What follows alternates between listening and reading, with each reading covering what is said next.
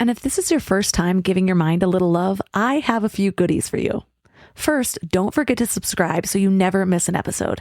And second, sign up for the Morning Mind Love. Think of it like a weekday oracle from your highest self to help you start each day with a positive focus.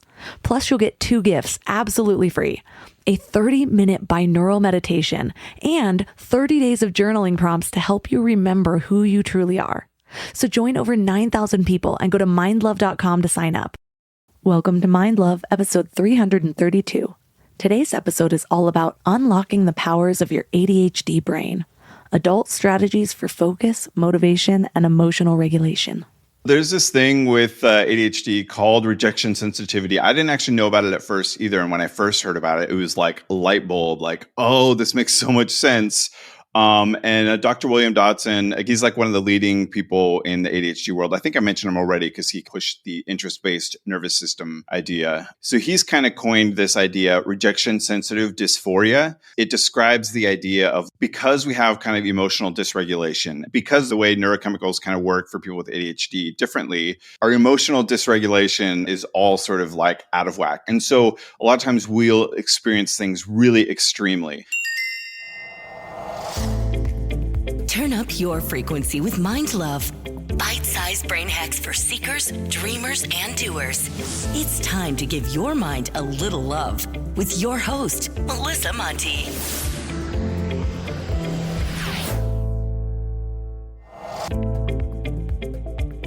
If this is your first time giving your mind a little love, don't forget to hit the subscribe button. Mind love is a habit, and the more you give your mind that love and intention, the better you'll feel about yourself and your life. Plus, it's really a win-win because more subscribers means Mind Love attracts even more amazing guests to bring you their wisdom. So don't forget to subscribe. If you believe yourself to have ADHD, get ready for a snack because I feel like the pacing of this episode alone is going to titillate all those dopamine receptors that keep that beautiful brain of yours going. I have ADHD, and it's taken me decades with this diagnosis to not only truly understand my brain, but also to make peace with it. Screw that. I didn't make peace. I actually celebrate this brain. I love this brain. It is so rare that I'm truly frustrated with my brain because I know that the upsides far outweigh the downsides. Think about it. Your brain isn't typical. It's distinct. What a gift. You're a natural at thinking differently. Do you know how much corporations invest to find out-of-the-box thinkers? Spoiler, lots. The problem is, or shall I say the perceived problem is, we might struggle with conventional expectations like punctuality, stillness, silence, rigid structures, or conformity. Somehow, employers want us to think outside the box while fitting in one. I'm going to start with a little life hack, even before diving into the heart of this episode. Perception is shaped by presentation. It's marketing 101. It's even propaganda 101.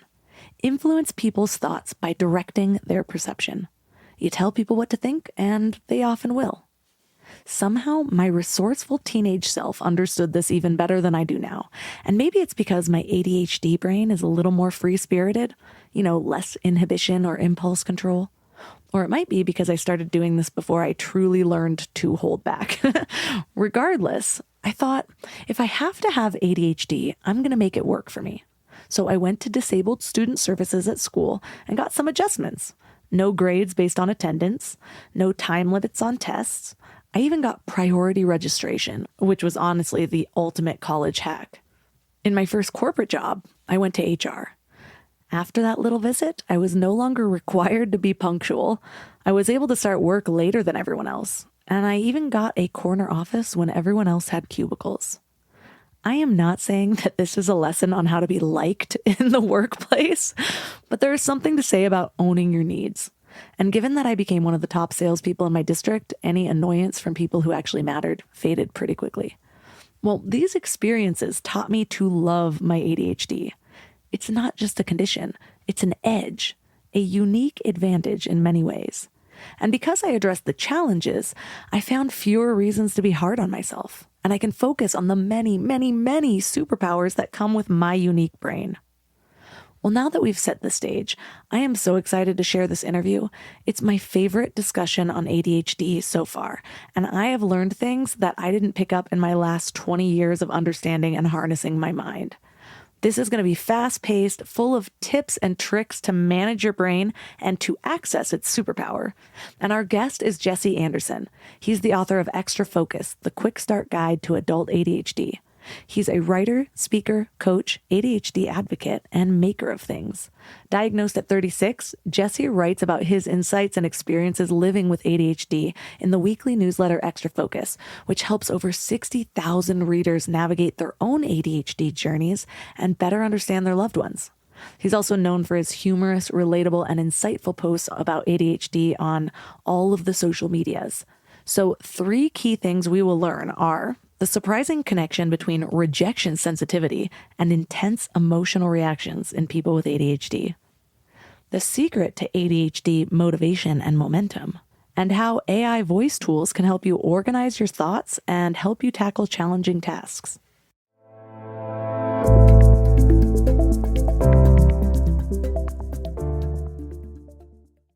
This episode is sponsored by BetterHelp. Can we talk about how overwhelming wellness advice has become? Cold plunges, gratitude journals, screen detoxes, morning routines. It just feels like there's advice for everything these days. But how do you know what actually works for you? I've been down that rabbit hole, trying every new trend, buying every new course, following every guru, and it is exhausting. And honestly, a lot of it just added more noise to my life. With all the information overload about mental health and wellness, it can be a real struggle to know what's true and what actions to take. That's where talking to actual professionals comes in. Therapy helps you cut through all that noise and figure out what you actually need, not what some influencer is selling, but what works for your specific situation. It can teach you how to set boundaries, trust your own judgment, and be the best version of yourself. BetterHelp is the world's largest online therapy platform with over 30,000 therapists. They have a rating of 4.9 from 1.7 million reviews, and you can join a session at the click of a button and switch therapists anytime if it's not the right fit. Instead of drowning in generic advice, you get personalized recommendations from someone who actually knows what they're talking about. As the largest online therapy provider in the world, BetterHelp can provide access to mental health professionals with a diverse variety of expertise. Talk it out with BetterHelp. Our listeners get 10% off their first month at betterhelp.com/mindlove. That's BetterHelp, HELP.com/mindlove. Can we talk about back to school chaos for a second? The kids are getting back into routines, everyone's schedules are crazy, and suddenly you're supposed to have dinner on the table every night like some kind of magician. But want to know what I figured out? Shopping, planning, and cooking food really can be simple and stress-free, which is why I love Hungry Root. Hungry Root takes the stress out of mealtime by filling your cart with personalized picks and planning your week of meals, getting smarter with every order. With over 15,000 recipes to choose from each week, many ready in just 15 minutes or less, it's a huge lifesaver on those busy weeknights. I personally love their Smart Cart technology. It learns what I actually like and then recommends groceries, recipes, and supplements tailored to my tastes and needs. Plus, I love the kids' snack section where I get these really easy snacks to just keep in the car or throw in our to-go bags or lunch boxes for those of you who need them.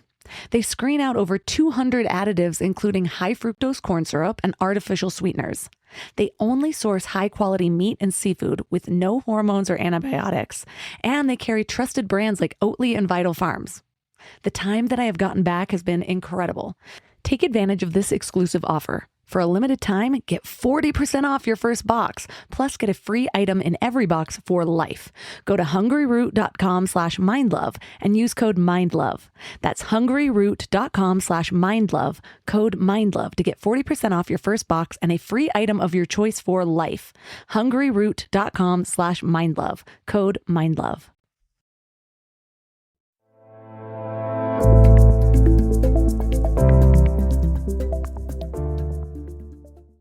And now let's welcome Jesse Anderson to the show.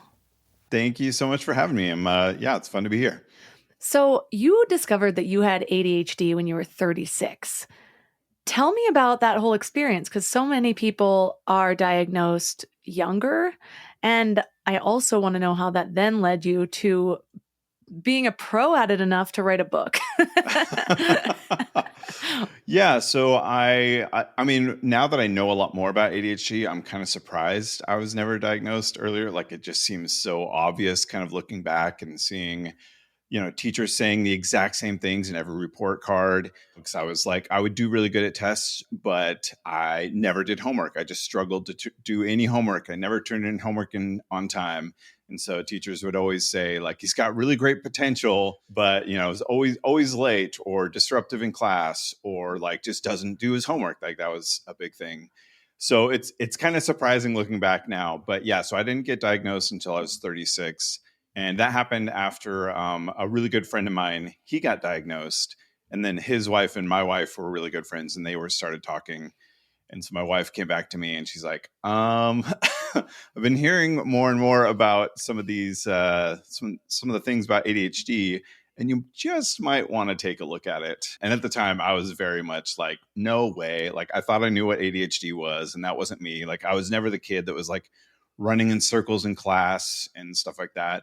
So, and I also was like, I have no problem focusing on things that are interesting to me. And so to me, not knowing much about ADHD, I thought that meant that I couldn't have ADHD, because in my mind, someone with ADHD can't focus on anything at all. But that's not the case. When you're interested, you can hyper focus for hours and hours and hours when it's something that, that like tickles your brain and you find interesting. So that was sort of how the process got started. She told me to look into it. And as I started to read and kind of read stories of other people that had it, I was realizing, oh man, this really explains most of my life. Like so many of these things that I thought were like just me or like just my family. There was a lot of these different things that I thought were just sort of like family quirks because my dad acts this way and my brother acts this way. And so do I. So it's just sort of like within, it's just an Anderson thing.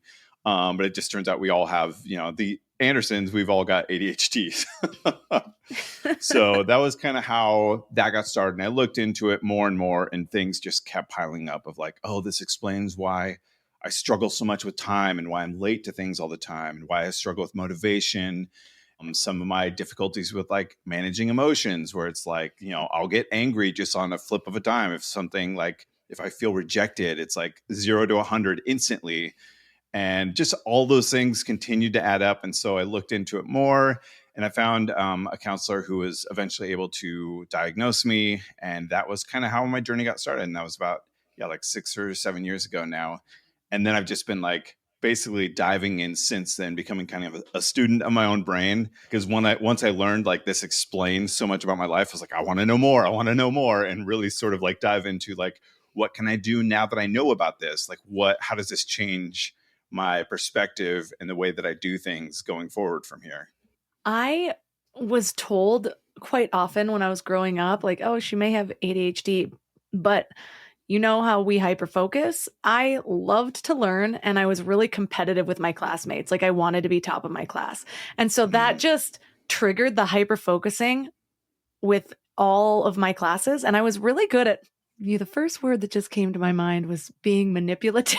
but what I mean by that is I knew from a young age how to convince people of things. Like I remember asking my teacher in 3rd grade, I'm like, can you just give me all of the homework for this month so that I can just do it while you're talking? Because I'm having a really difficult time just sitting here listening to you, and I'm going to end up doing something else.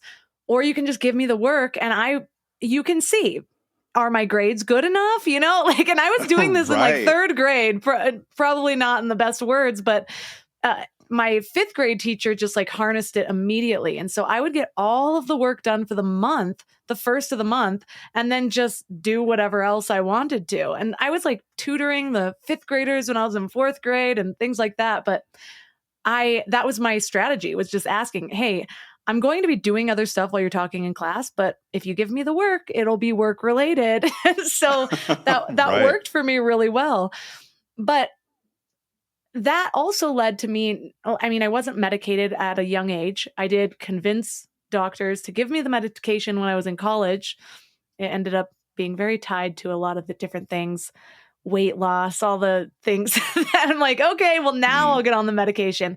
But I look at that now as sort of a downfall, because now I live very holistically. I eventually got off of that medication. For me, it felt like it was stealing my soul. Like it took away my playfulness, and I would get really snappy when I was coming down from it. At the end of the day, I became very dependent on it. And now I kind of manage it holistically. And so it's like I'm learning everything from scratch, because it went from like, okay, this is how I survive school, which the rest of life is nothing like school. This is how I survived my 20s, heavily medicated. And now, how do I survive my 30s when I have ambitions and goals? And so, even just looking at your strategies, there's so many that I just kind of naturally use. And we're going to get into a bunch of them. But like the novel environments, the fact that I'll spend so much time perfecting a to do system and then want nothing to do with it and have to move to a whole nother one. So now I don't spend quite as much time, because I'm like, this is going to get me through the next 4 months, and then I'm going to need to find something else. Totally. But you talk about how there are ways that neurotypical brains are structured for motivation.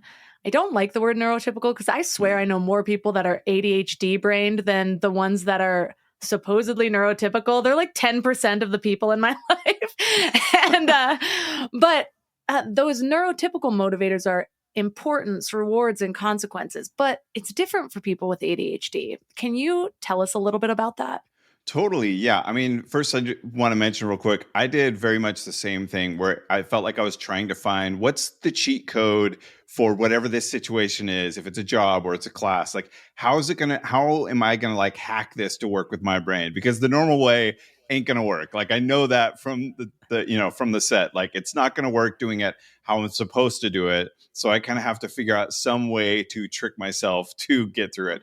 And I had a math teacher who really noticed that in me. And that was like sort of like that first time where I'm like, oh, I am pretty smart. I can tackle some of these challenges if I approach it from a new perspective. And she did sort of like what you were saying, like gave me kind of front loaded some of the work so that I could get through it quickly, because that's how my brain worked. And then she gave me like challenging problems to work on instead. So that, yeah, totally relate with all of that you were talking about. As for, so the neurotypical people, or whatever you want to say, most people I think are motivated by, like you said, that importance and rewards and consequences. And like, because of that, most of the productivity stuff you look at is based around those. It's like, how do you rank these by importance? And then how can you give yourself little rewards by completing these, or give consequences if you don't? And that just doesn't really work for most people with ADHD, or at least not primarily. It's like very, very, very low on the scale of what's going to. It's like on a Tuesday afternoon, it might work, but right, exactly. So for people with ADHD, we're kind of Dr. William Dodson calls it the interest-based nervous system. And I kind of break it down and call it just like the 4 C's of motivation. And those are captivate, create, compete, and complete. And just to go through those like pretty quickly. So captivate is things that are interesting. Like when I'm doing a new hobby that I'm loving, there's no difficulty being motivated to do that hobby. Like I am in it. I am interested, and it just grabs me and pulls me in. The second one, same with the second one, which is create. And so captivate, create is about creativity and novelty. So when like brainstorming a new business idea, or like creating something new, or if you're like in some sort of like artistic way of doing it, or like music, like those are another area where it's really easy to kind of like find the motivation to do those things. Like those are fun. Those are fun to our brain. And so it's really easy to get moving in those ways. The third one is compete. And that's you kind of talked about that a little bit with school, like kind of finding like the challenge and taking it on. I would always like kind of like Goodwill Hunting, like a teacher would mention like a really difficult problem. And that's all I wanted to do now is solve, like, how do I solve that problem that the teacher said was like, no one solved it for 3 semesters or whatever. That's like, that's what I'm going to do now. And then the fourth one is complete. And that's all about like deadlines, due dates, that urgency. Again, like with the school analogies, but like when you had the school paper and it's like, you got 3 months to work on this, I'm ignoring it for 2 months and 29 days. And then like that night before, suddenly that urgency shows up and I get all that motivation, energy. And that's when I can like tackle that big project. So yeah, captivate, create, compete, complete. Those are like the 4 C's of motivation that I think are the primary factors that motivate most people with ADHD. And when you know about those, you can really sort of see kind of like what you were saying, like you've collected strategies over the years. And a lot of times these really kind of line up with strategies you've used in the past. Like, especially, I know so many times if I like, how do I get this done? Oh, I use a strategy that makes it urgent. Somehow it like injects urgency into that situation to make it something that's going to entertain my brain enough that I'm actually going to be able to get it done.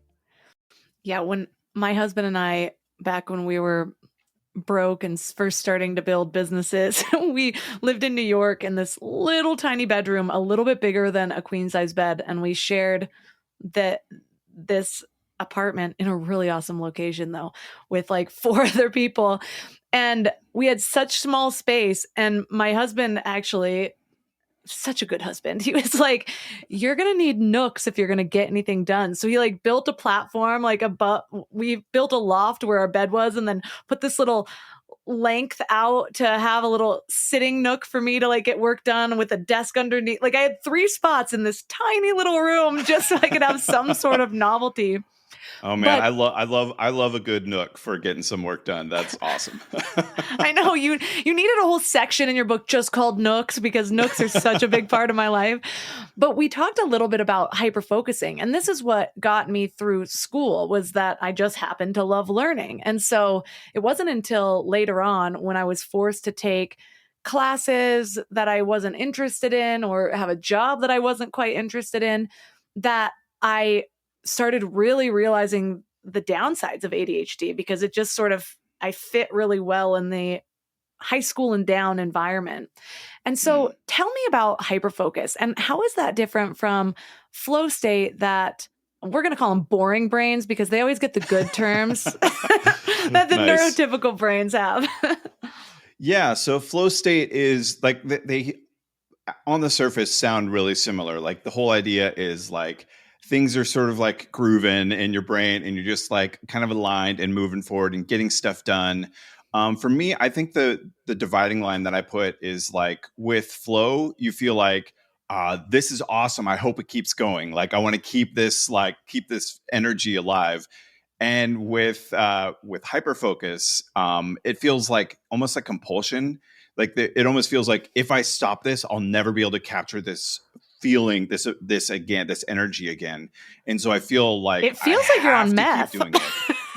Yeah, there almost is like some sort of like, it feels like some sort of like, yeah, like drug driving you or something. Cause you're just like, I got to keep doing this thing or I'm going to lose this energy. And so I want to keep going, which is why like, you lose track of like, have I had anything to drink? No idea. Do I need to go to the bathroom? I don't know. I'm completely blocking out all those signals. And so I just have no idea anything else going on other than that thing that I'm hyper focused on. And it's definitely, I think it's definitely a good thing at times. Like it can, like, I don't know that you can control it so much, but sometimes you're hyper focused on something beneficial and you get a lot of work done really fast, which is cool. But other times you're hyper focused on something, and then like 6 hours later, you look back, you're like, why did I do that? That was not worth the time I put into it. That was the downside of Adderall for me, that I started to realize there's certain times where I really thought it was a superpower. Like I said, it was tied into a lot of things for me. I ended up having an eating disorder, and just, I don't know, women growing up in the 90s with like the low-rise jeans and the anorexic singers on TV. We had a lot that was going on. And so, yeah, I was obsessed with Adderall. Like it was definitely an addiction, and it was so hard to get sometimes. Like you had to actually go to different pharmacies, and there was almost always a shortage, and they wouldn't tell you over the phone if they had it. And then I'd get there and they'd be like, yeah, we don't have it. I'm like, why couldn't you just tell me this over the phone? I'm sitting in LA traffic, going to 12 different places, yelling at pharmacists, total like drug addict behavior. But when I was on it, there were times where like, if I wasn't in the right space, like I had all these tricks where I'm like, okay, I need to have my task open when I take it and when it kicks in, so that I focus on that. Otherwise, all of a sudden I'm going down this like, oh, now I have 19 tabs open on different to-do apps, or like how to do this process. And I never actually do the task because I'm so focused on the process.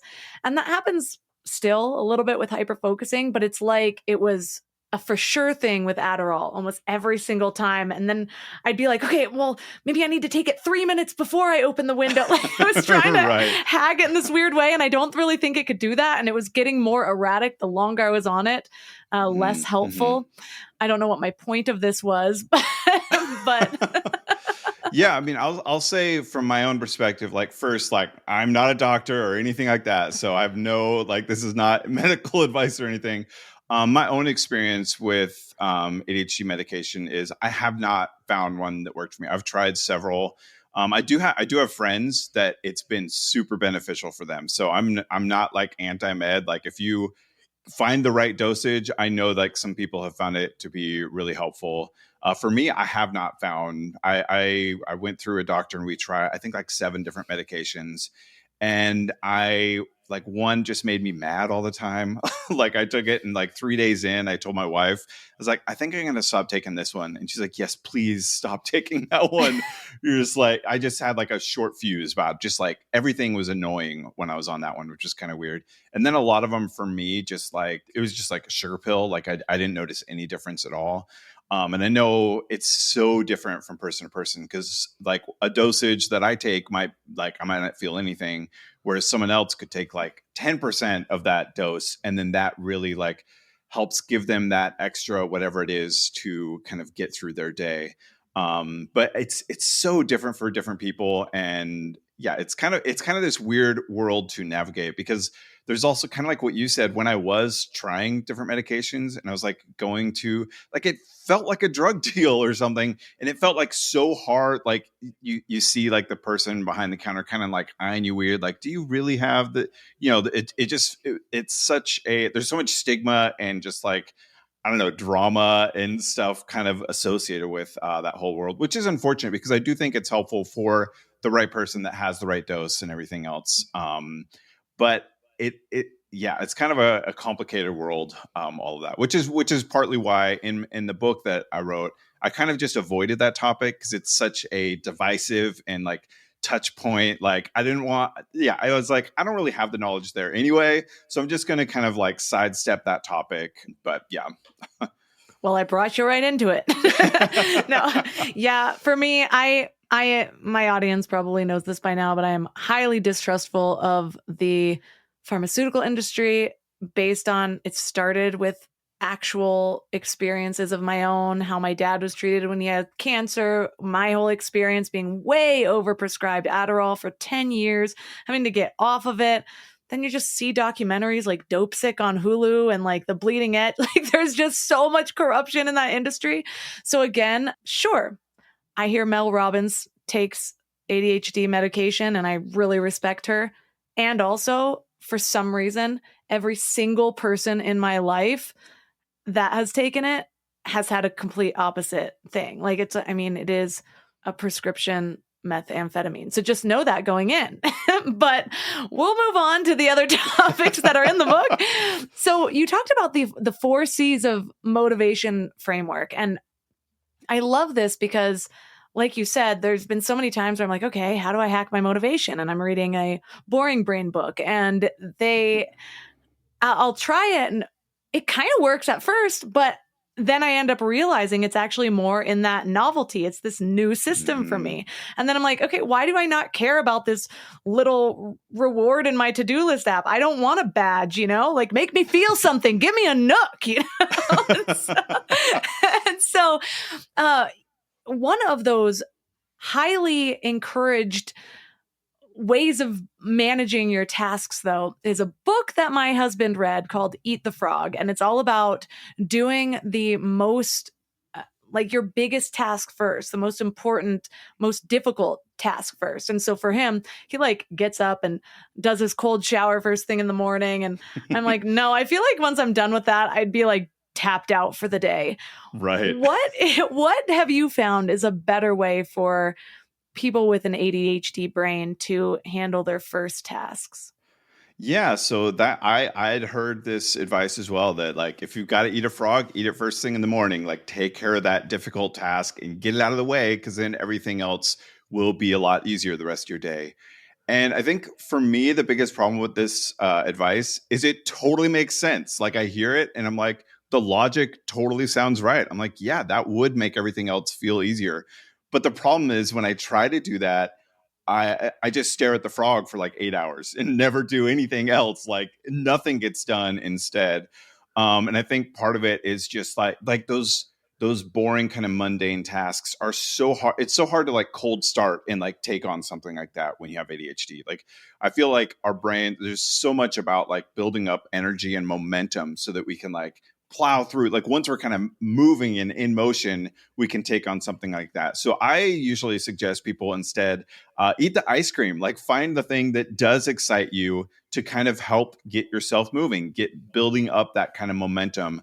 I think I talk about in the book as like it's sort of like a train. Like at the beginning of the day, you're not moving at all. There's no momentum. So by eating the ice cream and finding those tasks that are like fun or that like excite or challenge your brain, whatever it is, taking those on can kind of like build up that speed. So then later in the day, when you're like kind of in motion, you can kind of it's like inertia. Like you keep that motion going, and then you can take on that difficult task of eating the frog or whatever it is. So that's definitely my sort of approach. Like build up that energy, build up that, because it's again like with the hyper focus thing. Like a lot of times once we get going, then it's easy to just like keep going. You're just kind of like, again, it's the inertia that's just like pushing you forward because you kind of have all this positive movement energy. It's almost like it's really hard to go do something in the kitchen when you're sitting on the couch. But the second you stand up, it's a lot easier to take the rest of the steps over to the kitchen. But it's just that initial movement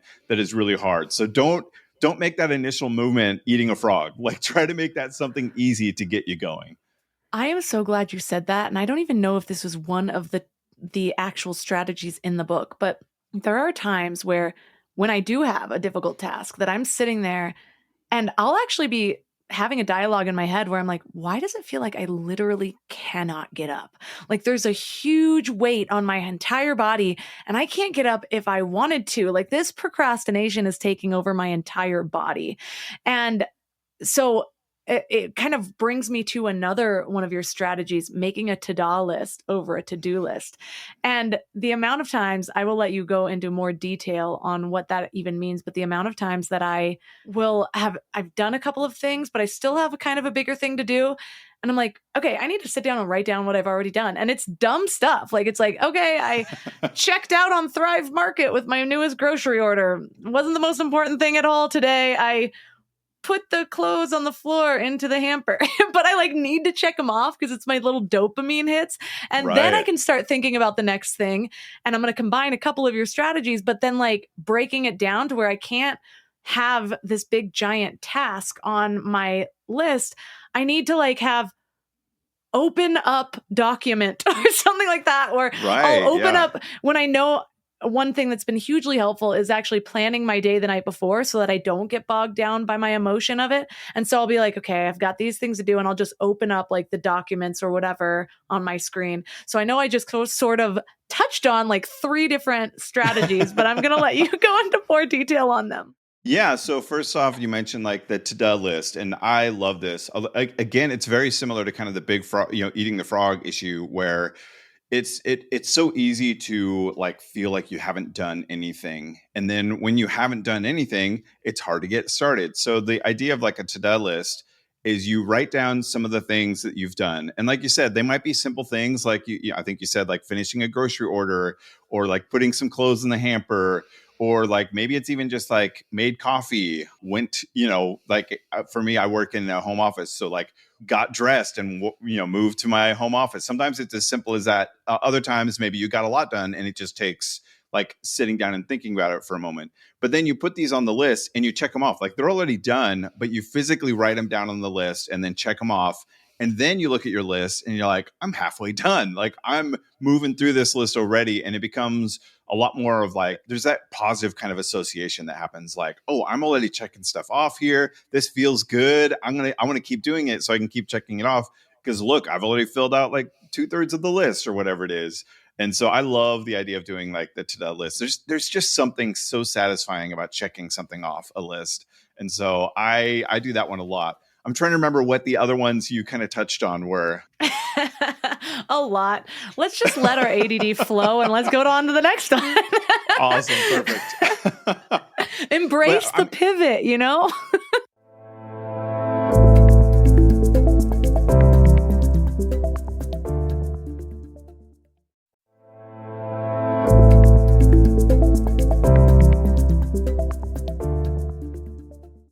Yeah, I will say like one thing that I love that I've really kind of talked about in the book was like a lot of these strategies are totally meant to be like mixed up. Try this, try that, like switch them out. I really think like I'm into different sports, and one analogy that really makes sense for me is like in football they have like their call list, like their playbook. They have tons of plays in there. They don't have like two plays that they just keep trying over and over and over again. Like they try a play, and if it works, awesome. They might use that one again. If it doesn't, they change it up. They try a whole, like flip to a whole new page in the playbook and try out something new. And I think of that with like all of my strategies. Like maybe the to-do list is like working like magic for you. And then one day you're like, this just isn't doing it for me. Then throw it away. Like that strategy isn't on the table for today. And that's totally fine. Part of it, like kind of like you said, novelty is so important that is part of the strategy. Like sometimes the strategy is effective just because it's novel, and that's totally fine. Like I don't feel bad about that anymore. Like if this is working for me just because it's like I downloaded a new app on my phone, cool, use that while it works. And then when it doesn't, yeah, you mentioned like embrace the pivot. Like I really try to encourage, and I personally really try to live like, don't feel bad about abandoning some old to-do system and moving to something new. Like just move forward with that, and sort of like it's just sort of like accepting your brain for what it is. Like my brain like really loves novelty, and so it's really going to love some strategies for a while. And when it doesn't work anymore, I don't feel bad about it anymore. Like it's like, cool, my brain is onto something new. Let's find the new fun thing and honestly, that means finding a new strategy is going to be more novelty. So that's kind of exciting a little bit. Like, what else am I going to try? And so that's really something I talk about in the book, and I really try to embrace that, like just not feeling bad, because I spent too much of my life feeling bad whenever some productivity tip didn't work for me, or when I had something that was working and then it stopped working. And it's like, don't feel bad about it. Just try the next thing. Just move on. Like, say, it's like, thank you strategy for working for a little bit. And then maybe I'll come back to you in 6 months. Who knows? And for now, I'm going to move on. And that's totally, A-okay. I just moved back to a to-do list app that I haven't used in like 7 years. And all of a sudden I'm like, this is the best one. Why have I been wasting my time on these other ones? But there was a reason that I can't remember that I abandoned it, but now I'm loving it. But there was this story that somebody told me once that has stuck with me. And I can't remember who it was that even told me this, but he was telling me how his mom got a Fitbit, and his mom said, or he said to his mom, those things are only proven to really be effective or be motivating for people for like 3 months. And she's like, perfect. I've got my next 3 months covered, and then I can find something after that. And I think about that all the time, because that's exactly how I need to work. And I will say it's easier now because I've had success in my life, and I love my ADHD brain. There's a lot of downsides to it, but there's a lot of downsides to boring brains as well. And the amount of things that I can get myself excited for, and like projects that I've started and now have learned to work with my brain to complete, at least to some level. And I recommend outsourcing too, once you can afford it. It's like, okay, well, now I can. And so I know that this part of the project is going to be most exciting, and this part's going to kind of peter me out. So let me have some freelancers lined up so I can have those tasks be sent off to them. And then that extra motivates me, because then all of a sudden I like shoot things off on Upwork or something like that. Or Indeed, and then I go to sleep and come back, and a couple days later, I've forgotten about that task. I'm working on something else, and then it comes back to me, and I'm like, oh, this is all done. I can start doing the next phase of this. It's actually amazing. That is so awesome. I love that. Yeah, I mean that's something I've been recently just sort of looking into, because right now I haven't done any of that outsourcing, and it's something I'm like I should be doing that. Like I should look into hiring kind of like a VA or an editor or things like that, because I've done projects where I was doing a podcast before, which is like it's paused right now, but I'm thinking about bringing it back. But when I bring it back, I was doing all the editing before, and I was like, that cannot work. So hiring an editor, yeah, like once you're able to kind of make that work, I think that's so awesome. I was actually I was teaching a course a while back, and one of the people attending the course kind of like half joking said like, if everyone with ADHD had like a full-time assistant, we'd all be millionaires, because we have all these great ideas. And what happens is there's just those little difficulties in implementation, those little like boring things that are little catches. But I just like you said, like I love my brain. I would not want to. I would like if there was a pill that took away ADHD, I would not take that. Like I love the way my brain works. Like it's so much of who I am. And yeah, there's difficulties, particularly because we live in a boring brain world. But I love the pros, and so I'm just kind of a student of my brain, just always trying to learn how can I make my brain, which I love, work in the world that, or in this job or this situation. Like, what can I do to, again, it's like, call back to like the figuring out how to like cheat classes by not actually cheating, but give me the work up front, because that's going to work for me. Just like figuring out those little hacks, so that we can just sort of like embrace what is working really great with our brain, which is a lot of stuff when you can look past those like little gotchas that kind of get you at the beginning. That brings me to another one of your strategies on externalizing the problem.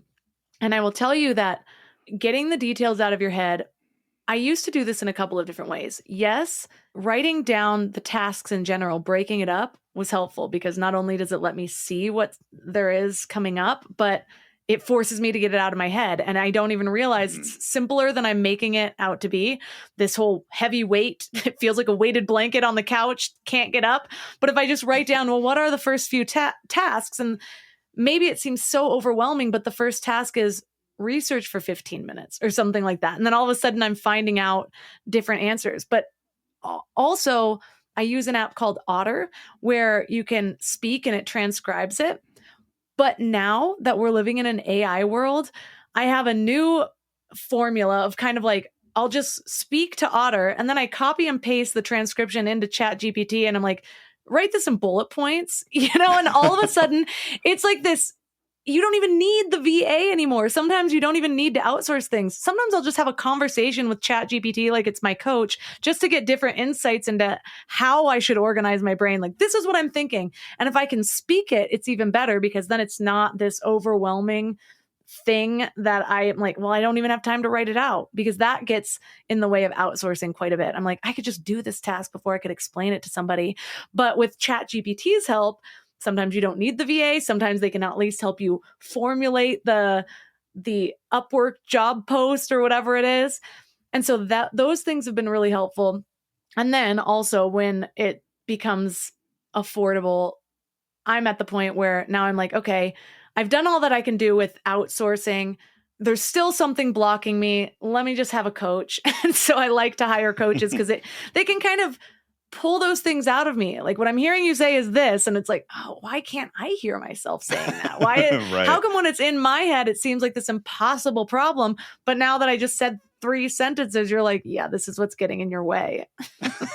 Yeah, I think it's funny when I've worked with coaches before, and like you can like almost sense it happening, where you're like, they're not even saying anything, they're just like hanging out with me, and I'm verbalizing and like solving these problems, and they're just like presence is enough to get me to do that, because otherwise I wouldn't say it out loud. It would be in my head. And I think like when those words are in the head, they're all kind of jumbled and they feel like they're clear, but they aren't really clear. But then kind of like what you said at the beginning, like the externalizing the problem, like getting it out of my head and into the real world, even if it's just like speaking it like makes it real somehow. It forces you to structure it in a certain way. And then when you do that, I think like some of the maybe a problem with the idea, or like, oh, why am I doing it like this? Now that I say that thing out loud, like that sounds ridiculous that that's something I keep doing and expecting it to work.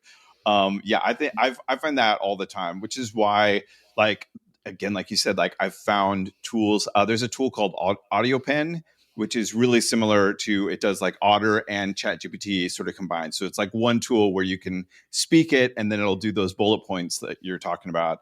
So that's a really great tool. And I found that to be, super helpful, because sometimes like I don't even know what I think about an idea. I just know I have a lot of thoughts swirling around in my head about it. And so if I speak it out loud and then sort of can see those bullet points, I've found that to be a really, really useful tool, because like what I would do instead is like talk to my wife about like all these random ideas, and she's like, I don't even know what you're talking about sometimes, because it's just like, so like I know that I have all these like really extreme thoughts and ideas, and I know there's something exciting in there, but I can't quite word it in the way. And so I've definitely found like some of these AI tools to be really helpful for sort of like finding like those good details kind of within there, and helping me to clarify what I'm thinking about something and what I'm trying to say. Those tools I think are really cool and really interesting. I've even taken like like we talked about the 4 C's of motivation. I've taken those, told ChatGPT what it is, and then told it about a task I'm struggling with, and had it like generate strategies using my own like framework for how to tackle problems, which has been it's pretty crazy that you can do that. And it's been like it's really good. Like it works really well for stuff like that.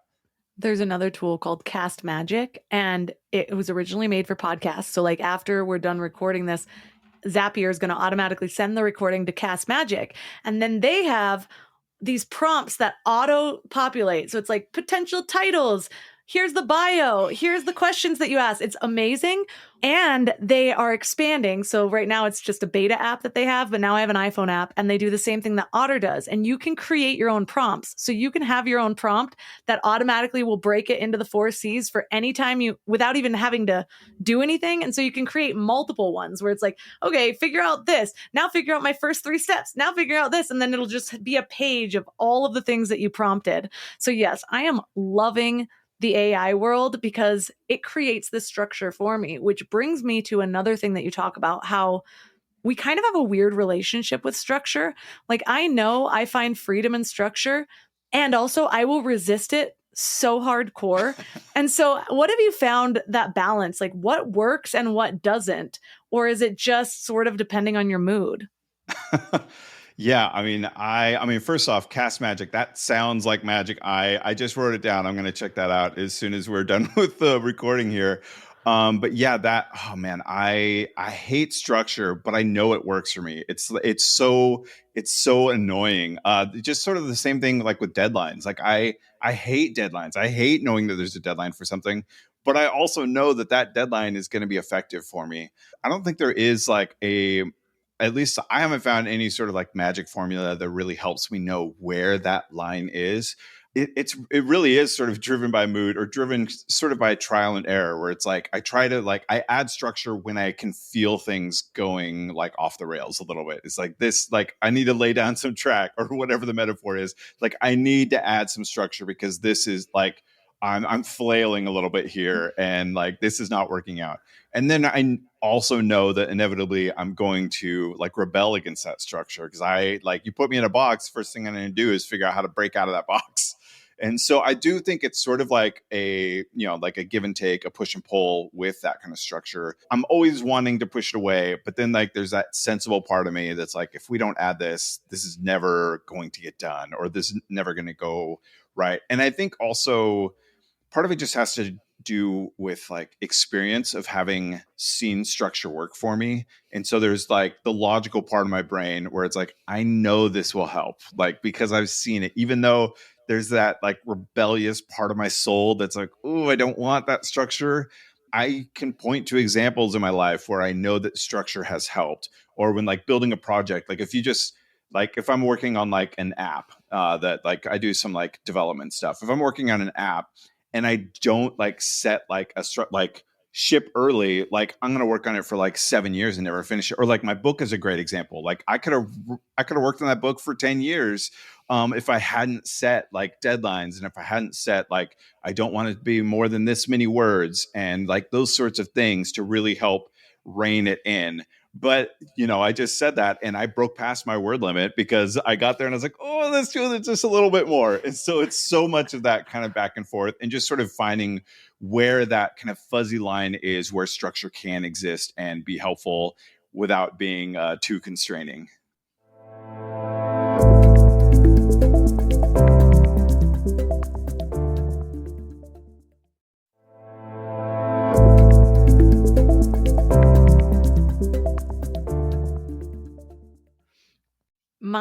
The structure that has hands down been the most helpful is planning at least my most important tasks the night before. And so I'll just like drag them into today. I told you I went back to a to-do list app that I'm like, well, where's this been for years that I abandoned years ago? Things I've been using Todoist, but what it lacks is, and this is something that Things has, and so did OmniFocus, but then OmniFocus was a little bit too robust to where I'd get lost in trying to over organize it all. Oh, same. Like I spent hours and hours trying to build the perfect structure in OmniFocus, and it'll let you, but it's like it's just way too overwhelming. There's so much power there that it just like it becomes overwhelming eventually. I know I had like Apple scripts going. I got all nerdy about it. And with things, but the thing I need is not just a deadline. I need a start date as well. And so I need it to be pushing something forward because some things, the deadline's tomorrow, but I can start it tomorrow. Like I can only do it tomorrow, And so I don't want it coming up like within the 3 days. And then there's other things that I'm like, it's due in 4 weeks, but I know I need to start now or else I'm going to be super stressed out. And so I need it to be showing up in today already. And then you can also just star things or drag it to today. It makes it very easy to just move things into today without having to over organize. So that's what I'm using right now. But the planning the night before or having the files open, like I said, kind of preparing my workspace works. I do rebel against it. And so I kind of go in waves of that. But one thing I've noticed is you mentioned it where you now have enough evidence that something works for you. So you've got a logical brain side. I've made it a habit to really dwell on the positive effects of something. So an example is meditation. For a long time, meditation was like hell for my ADD brain. Right. And then I started the more I did it, the better I got at it, first of all. It started to feel differently than it did in the beginning. But I've now tied meditation with euphoria. Like I actually get really excited to do it. And also, first thing in the morning, it's difficult to get out of bed sometimes if you're tired. But if you're just rolling off the bed into meditation, it actually makes it very easy. You're like, I'm almost asleep here. And I'm still in an alpha state of mind. So I can actually like vision things. But I've also noticed like the difference of waking up first and going on social media. My brain will be so scattered all day long versus starting it with even just 10 minutes, but I like to do 20 minutes of meditation. Feels like it's extending sleep. I've tied it to that feeling of euphoria. And it's just like my brain is just a little bit quieter all day long. Like it really does affect it. That is so cool. That like meditation is something I've heard time and time again from so many people, like the benefits of it. And I haven't, kind of like what you said, I think I'm a little bit past that, like my brain rebelling against it. And I just need to give it like a good, like real, like effort again to try it. I have done, it's like not quite meditation, but I've done like, sometimes I'll do walks and I find that to be like really like, leave the podcast at home and just like walk around, walk around. I live near a school, so I'll just like walk around the track like 3 or 4 times and just sort of like ponder and sort of think. And like that, I find that to be really helpful.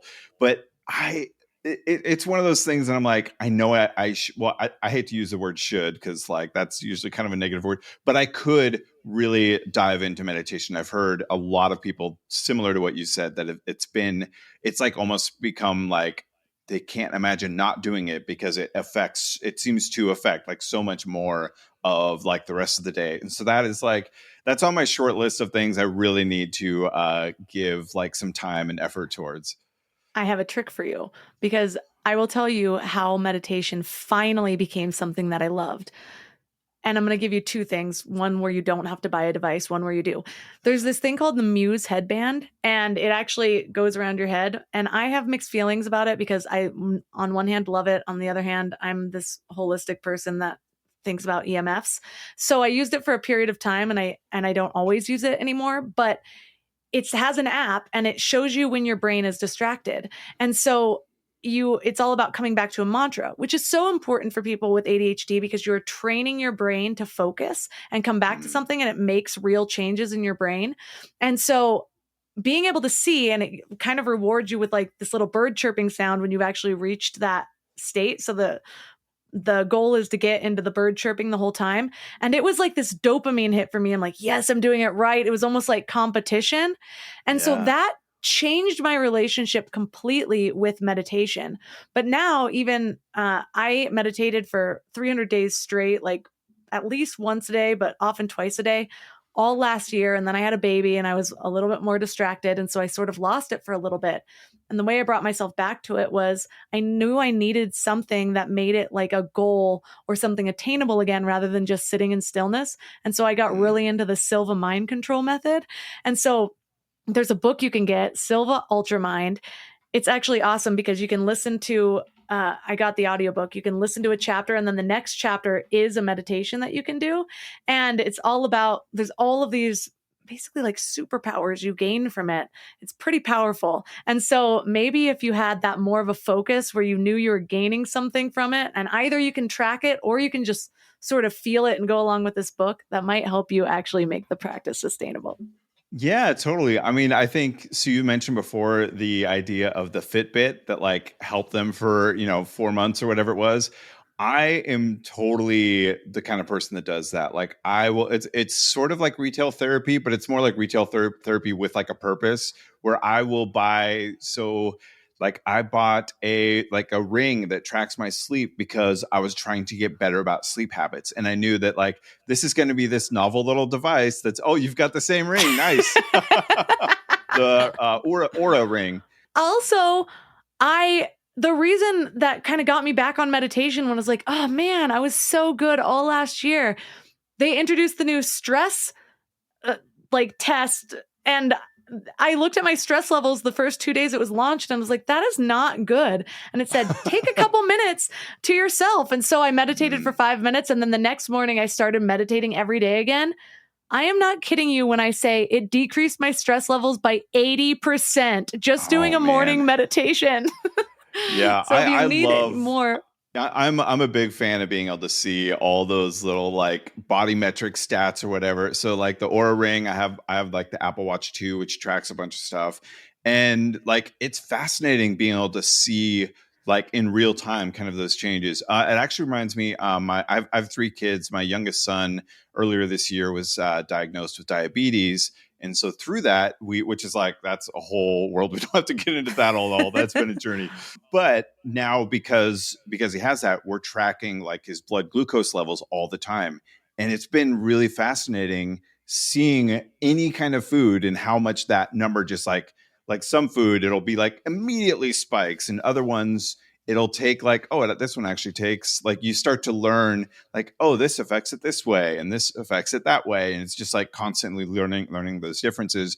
And that's what I kind of love about all the, like the Aura ring, like learning those things like, oh man, yeah, I had coffee late at night and I went to bed a little bit late, and I can see like these numbers, like, and maybe the numbers aren't like exact or anything, but it gives you can see like these trends of like, oh, this is clearly making some sort of trackable difference. And so that kind of excites me. Like that does feel like the sort of thing that could get me to like give like meditation that real try of being able to see those changes. Because I've never heard anyone that's like, yeah, I really did like meditation for like 100 days or whatever it is, and it did nothing. Like those stories aren't really out there.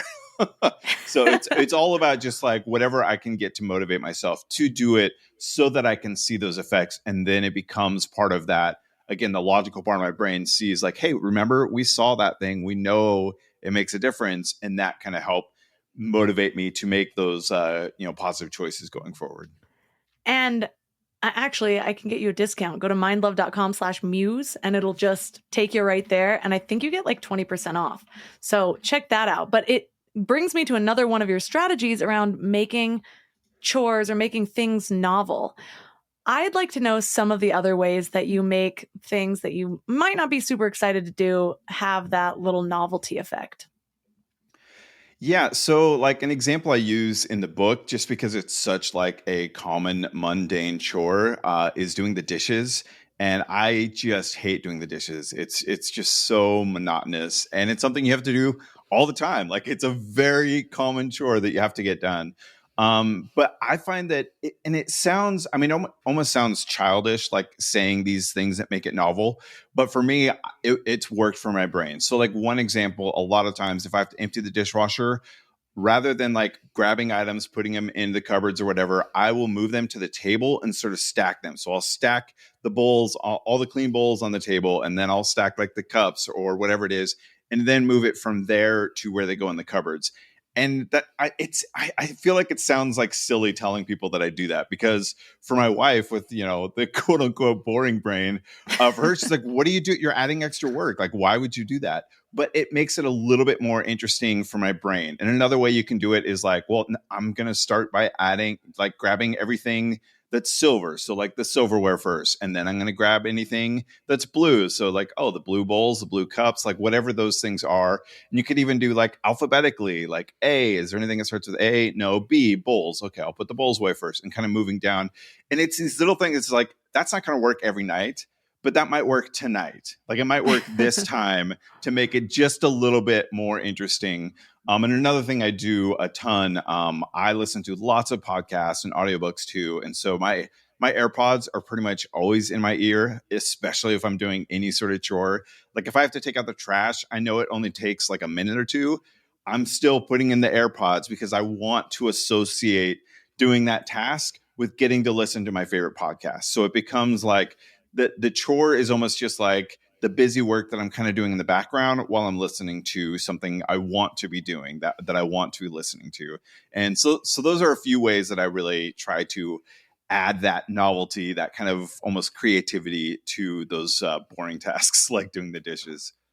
I just said to my husband recently, I'm like, I need my iPad and I need to put on like Gaia TV or an audiobook or something that'll keep me in the kitchen, because I would like take out the meat and then I just like go into the other room. And he's like, the meat's sitting out. Can I put it back in the fridge? And I was like, don't put it back in the fridge. That's adding more friction to my next task. And he's like, it's been sitting out for 14 minutes. And I'm like, okay. And so, but I will challenge you to start high dosing vitamin C to mitigate some of those EMF things. I got really into air tube headphones because it's like the best for your brain.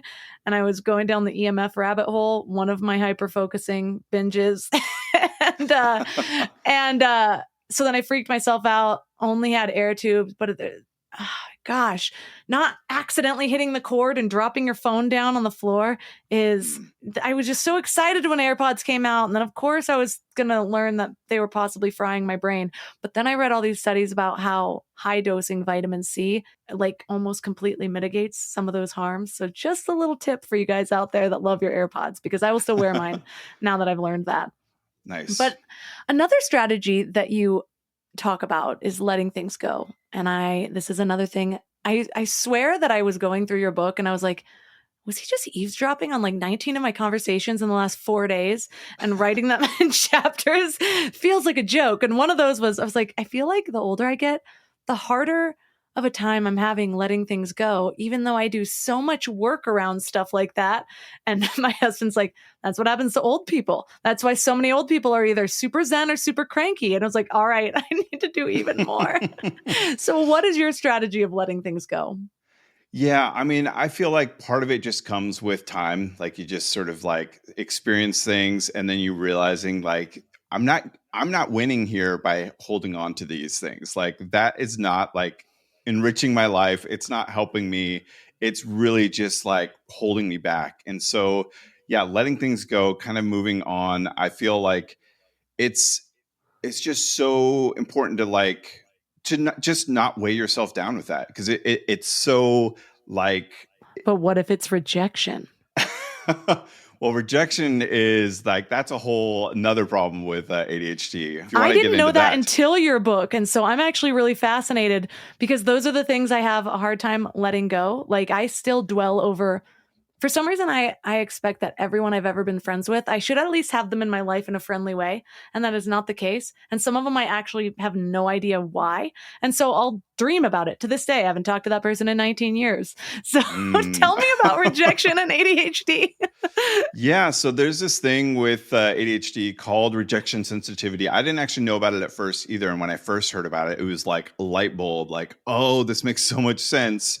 And Dr. William Dodson, again, he's like one of the leading people in the ADHD world. I think I mentioned him already because he kind of pushed the interest-based nervous system idea. So he's kind of coined this idea, rejection sensitive dysphoria, which isn't like an official term, but it describes the idea of like when because we have kind of emotional dysregulation, and I'm not a neuroscientist, but because the way neurochemicals kind of work for people with ADHD differently, the like we feel our emotional dysregulation, like our regulation is all sort of like out of whack. And so a lot of times we'll experience things really extremely. And that's like both like maybe someone will give us good news and we'll be like overjoyed and like, wow, that's amazing. And then people will be like, whoa, like calm it down a little bit. It's not that big of a deal. And then the opposite, like we'll like some of us will like really quickly move to tears, like just like on a dime. Or for me, it was anger, like really quickly, something like I would feel rejection or like that withdrawing of love. And for me specifically, it often felt like betrayal. Like I'd be having an argument or, a heated discussion with my wife. And then she would say something and like with time, I could look back and see that it wasn't a big deal. But in the moment, it hit my brain in a way that felt like rejection. It felt like betrayal. And then like basically, I don't know what's happening in the brain, but it felt like all the chemicals were firing and it just felt like you just like betrayed me so deeply. And I like it felt like pain. It felt like someone just like stabbed me deep in the soul. And because of that, like especially when I was growing up, like my response when I felt that was to like blow up in anger because it felt justified. It didn't feel like I was overreacting. It felt like your offense was so deep and so massive that me responding big was appropriate. And so that's kind of like in my household too, growing up, like my brother and my dad and me were all sort of like that. And so that's kind of what I was used to. But like learning about the rejection sensitive dysphoria made me realize like, oh, I'm misunderstanding most of the time because like when I reflect on it and I think like, okay, does it make sense? Like if I evaluate my history with my wife to this point, does it make sense that she would betray me the way that I feel right now? Absolutely. And like logically, then I could take that logical part of my brain and say like, no, that doesn't make any sense. Like, why would the way I feel doesn't add up with what the reality likely is. And so like, but that doesn't take the pain away. Like the way I felt was like in that moment when she said that thing that offended me, I felt this like deep betrayal. But then like that part of my brain after I learned about rejection sensitive dysphoria, like it, I don't know, it clicked on just like this tiny little voice of like, hey, maybe this is that little thing you read about. And so in the moment, in one of these times when it happened, I like through gritted teeth basically said like, I think I'm experiencing that rejection sensitive dysphoria thing.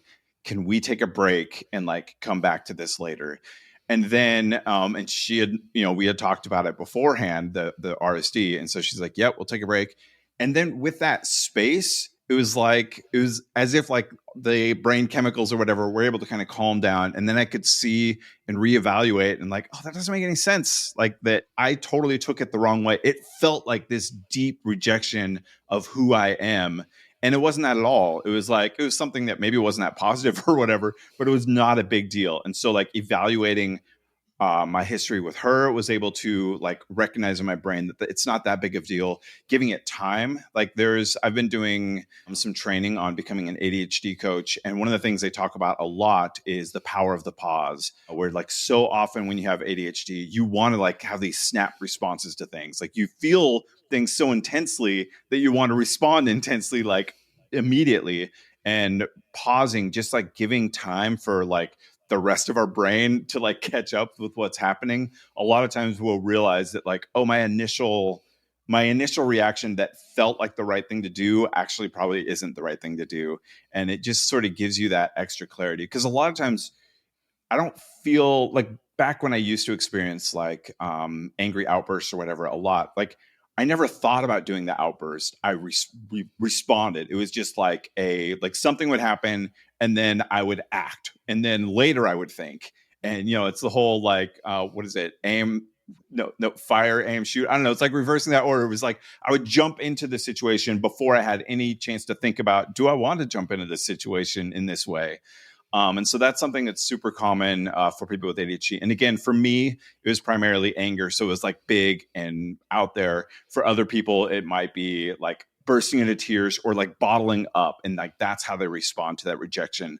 But it's fairly universal, like most people with ADHD, where they just, that feeling of rejection. And I think part of it is because when you have ADHD, you've probably grown up hearing lots of negative messages. And so you're really sensitive to that idea of rejection. And so it's almost like, no, not you two rejecting me. Like, I don't want to experience that again. And so I have whatever it is for me, I have that strong emotional reaction to that rejection because it's so painful. But recognizing it again, like knowing that it's a thing, helps me to find the power of the pause, like helping to give breath, give space to that moment so that I can have a chance to reflect and not just respond. I always love leaving listeners with a challenge for the week. And that pause is such a good one because whether or not you have ADHD, it's such a great tip of just one of my friends did Alcoholics Anonymous, and that's one of their things too, is like just pause before responding. And I was having a hard time, and she's like, I'm going to give you some AA tips over here. And it was all about the pause. And so it's so helpful because it allows you, whether it's your brain catching up or your brain slowing down to kind of meet the situation. I do that a lot where people are just like talking too slow. And I'm like, I can barely follow you because you're talking too slow. Can I 2X you like I do my podcast? Totally. But there's so much gold in your book. There's so many things that I feel like we could talk for hours just because I'm like, I feel so seen. And so for listeners that are really resonating and they want all of these other tips that we didn't even get to touch on, where's the best place for them to connect with you? Yeah, absolutely. So I have a website dedicated for the book, which is just extrafocusbook.com. And you can also get it at any, Amazon, any other book. If you don't want to do Amazon, that's fine. It's at most other bookstores as well. And then as far as like just following kind of the stuff I write about online, I have a newsletter, which is extrafocus.com. So it's kind of confusing. The newsletter and the book have the same name. And then I'm just ADHD Jesse, Jesse, on all the social media platforms, or most of them anyway.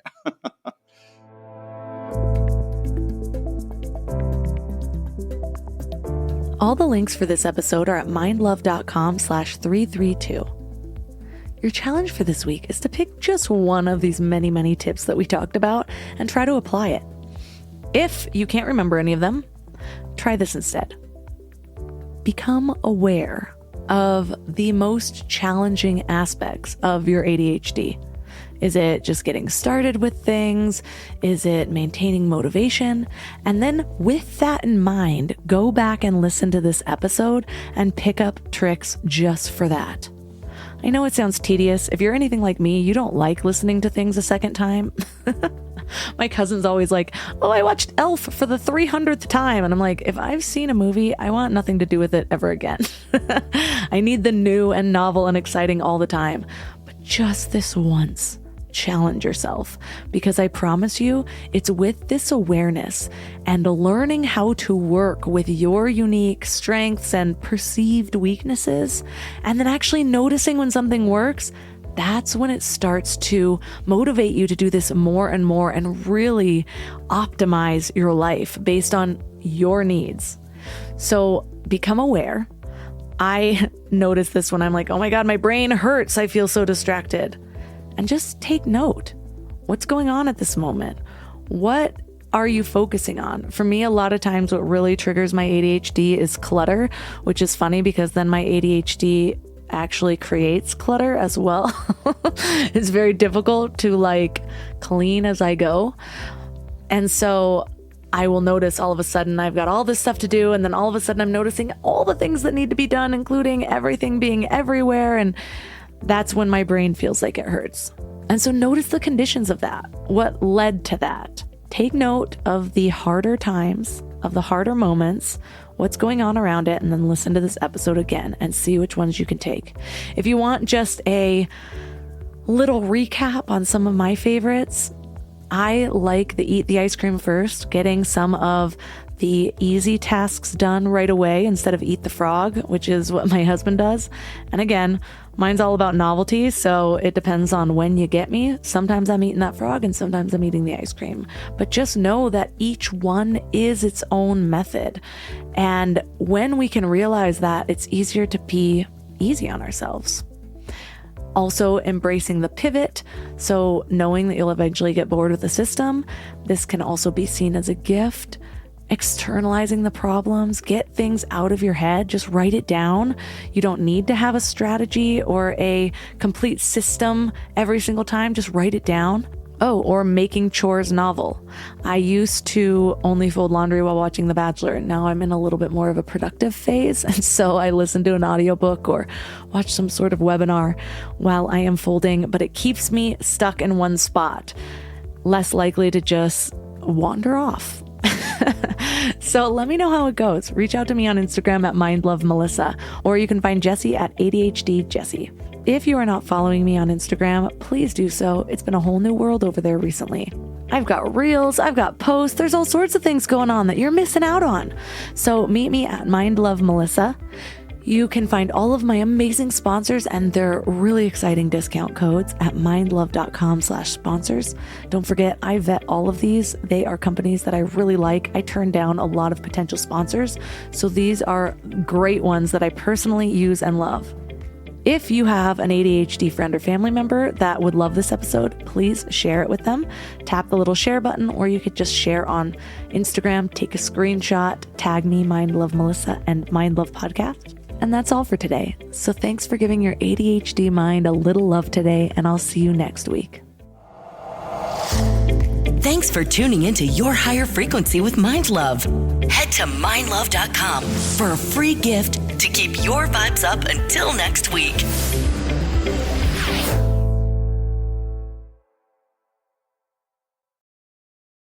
Yes, Mr. Gecko, you're a huge inspiration to us all. But who was your muse? Oh, my dear old Nan. She imparted many wise words to me. She would say, never let the fame get to your head, always remember who you are, and let people get more than just savings with Geico's fast and friendly claim support.